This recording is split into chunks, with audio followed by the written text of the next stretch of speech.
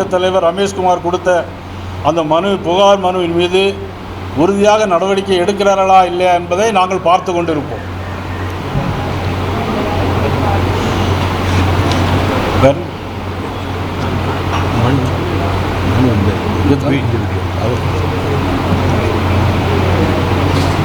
வேற என்ன மாணவர்கள் நீட் தேர்வு வேண்டாம், அதே மாதிரி நீட் தேர்வில் குளறுபடிகள் நடந்தது தொடர்பாக போராட்டம் பண்ணிட்டு இருக்காங்க. அவங்களுக்கு எதிராக காவல்துறையினர் எடுக்கக்கூடிய விஷயங்கள் பரபரப்பாக பேசப்படுது. சமூக வலைதளங்கள் நிறைய வீடியோ கூட பார்க்க முடியுது. அதற்கு ஆதரவு தெரிவித்த எதிர்க்கட்சி தலைவர் கைதையும் கண்டித்து தமிழகத்தில் கூட போராட்டம் நடத்தப்பட்டிருக்கு.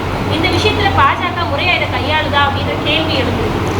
அதாவது நீட் தேர்வை பொறுத்த மட்டிலும் இது பல ஆண்டு காலமாக பெரிய சர்ச்சை நடந்துக்கிட்டே இருக்கு. இந்த நீட் தேர்வை கொண்டு வந்தது யார்?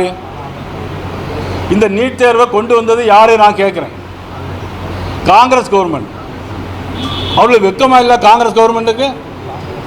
இந்த நீட் தேர்வை கொண்டு வந்ததே ராகுல் காந்தி, காங்கிரஸ் கட்சியுடைய தலைவர். வெக்கமா இல்லை அவங்களுக்கெல்லாம்? சோறு திங்கிறாங்களா என்ன திங்கிறாங்களே தெரியல. நீட் தேர்வை கொண்டு வந்து 2011ஆம் ஆண்டு நீட் தேர்வை கொண்டு வந்தாங்க. அன்னைக்கு உங்க கூட இருந்ததெல்லாம் கூட்டணி எந்த கட்சியெல்லாம் கூட இருந்தது? அன்னைக்கு திமுக கூட இருந்ததா இல்லையா? சரி, 2016ஆம் ஆண்டுக்கு பிறகு 2016ஆம் ஆண்டுக்கு பிறகு இதில் 10 ஆண்டுகள் நீட் தேர்வு எழுதிக்கிட்டே இருக்கதான மாணவர்கள். இதில் குளறுபடிக்கு ஒன்றுமில்லை. அதாவது குளறுபடி லீக்கேஜ் நடந்திருக்கிறது. தகுந்த நடவடிக்கை எடுத்திருக்கிறார்கள். நடவடிக்கை எடுத்த பிறகு யார் காரணமாக இருந்தால் தண்டிக்கப்பட்டிருக்கிறார்கள். அதன் பிறகு நீட் தேர்வு எழுதப்பட்டிருக்கிறது. எழுதிய நீட் தேர்வில் 20 லட்சம் பேர் எழுதியிருக்கிறார்கள். 20 லட்சம் பேர் எழுதி 11 லட்சம் பேர் பாஸ் பண்ணியிருக்கிறாங்க. இதில் நீட் தேர்வை பற்றி பேசிக்கிட்டே இருக்கிறாங்க. 720 மார்க்குக்கு 715 மார்க் வாங்கி பாஸ் பண்ணியிருக்கிறாங்க. 2016க்கு முன்னால் நீட் தேர்வு வரதுக்கு முன்னால் எத்தனை ஏழை எளியவர்கள், எத்தனை தாழ்த்தப்பட்ட சமூக மக்கள், எத்தனை பேர் இன்றைக்கி அங்கே பாஸ் பண்ணியிருந்தாங்க. படித்தவன் பணக்காரன் டாக்டராக இருக்கக்கூடிய பிள்ளைகள் தான் இன்றைக்கி டாக்டர் ஆனாங்க.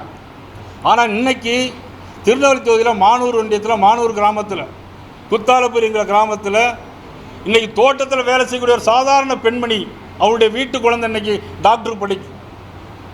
5 பைசா செலவு இல்லாமல் படிக்கிறாங்க. இதெல்லாம் யாருடைய காலத்தில்? பிரதமர் மோடி அவருடைய காலத்தில்.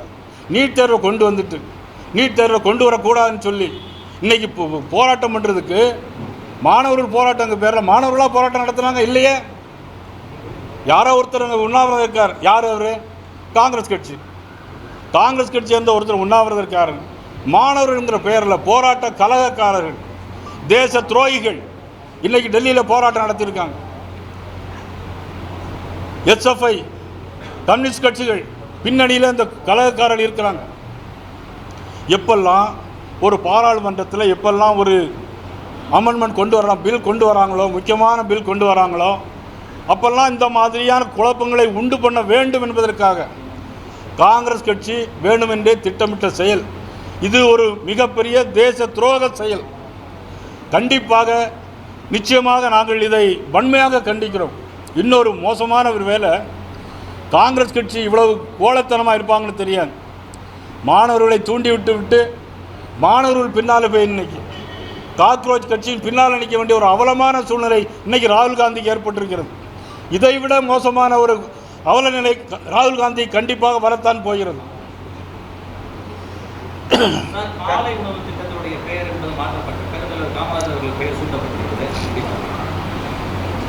பெருந்தலைவர்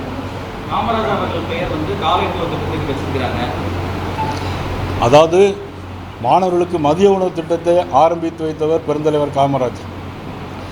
அதன் பிறகு தொடர்ந்து சத்துணவு திட்டமாக கொண்டு வந்தவர் புரட்சித் தலைவர் எம்ஜிஆர். இதில் இன்னைக்கு பெயர் வச்சிருக்குன்னு சொல்கிறீங்க. தலைவருடைய பெயர் வைக்கிறதுல ஒன்றும் தவறில்லை.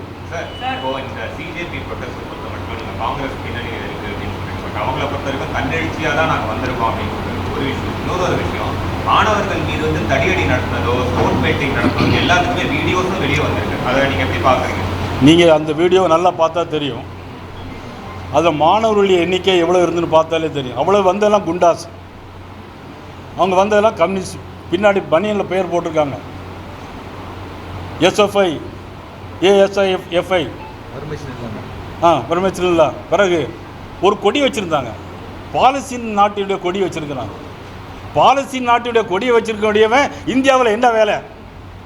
நீட் தேர்வுக்கு பாலஸ்தீன் நாட்டு கொடியை வைத்திருக்கவனுக்கு என்ன வேலை கேட்குறேன்னா, என்ன நியாயம் இருக்கிறதுல? அது நீங்கள் நல்லா பார்த்தீங்கன்னா 10 பேர் சேர்ந்து ஒரு காவல்துறையை அடிக்கிறாங்க. 10 பேர் சேர்ந்து வண்டியை ஜீப்பை மாற்றி போட்டு தீயடிக்கிறாங்க. அப்போ என்ன செய்ய முடியும்? உங்களை ஒருத்தர் அடிக்க வராரு, நீ என்ன பண்ணுவீங்க? ஒழிச்சு ஓடுவீங்களா? தடுத்து நிப்பாட்டுவீங்களா? சட்டம் ஒழுங்கை பாதுகாக்க வேண்டியது பாரதிய ஜனதா கட்சியினுடைய கவர்மெண்ட். நிச்சயமாக நியாயமான முறையில் நடைபெற்றிருக்கிறது. இதை தூண்டி விடுபவர் ராகுல் காந்தி. கம்யூனிஸ்ட் கட்சி இங்கே போராட்டம் நடத்துகிறாங்க, இங்கே தீக்காகாரம் போராட்டம் நடத்துகிறாங்க. என்னென்னா ஒருத்தன் கையை பிடிச்சா வக்கீல் தான் சொன்னார், ஒருத்தன் கையை பிடிச்சா அவன் காலை பிடிச்சி இழுப்பானோ. இப்படிப்பட்ட குரூப்பு இந்த மாதிரி ஒரு கேவலமான சூழ்நிலைக்கு இன்னைக்கு ராகுல் காந்தி தள்ளப்பட்டிருக்கார்.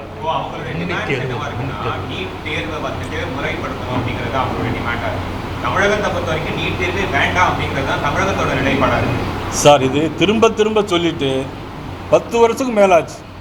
நீங்கள் சொல்லி நீங்கள் உங்களுக்கு 20 வயசு இருக்கும்போது, அனைவரும் 30 வயசு இருக்குன்னு நினைக்கிறேன். உங்களுக்கு 20 வயசு இருக்கும்போது படித்த பாடம் சார் இது. ஒன்றுமே செய்ய முடியல அந்த நாட்டை.